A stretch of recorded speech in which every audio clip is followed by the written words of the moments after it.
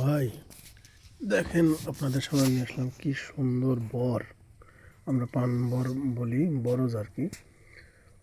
এত সুন্দর পান বরজ, কিন্তু পানের দাম এবার এতই কম যে এই পান এখন বিক্রি করলে যে কন্টাকের টাকা সেটাই ভালো করে উঠবে না। আর এই পান বরজের খরচ এত বেশি, মানুষের কাজের দাম, চালের খড়, বিভিন্ন খরচ অনেক অনেক অনেক বেশি। আপনারা বলেন যে পাতা বেচে টাকা, কিন্তু আসলে এরকম না। এই বছর যে পানের দাম আমরা পাইছি, সেটাতে ম্যাক্সিমাম বর টিকার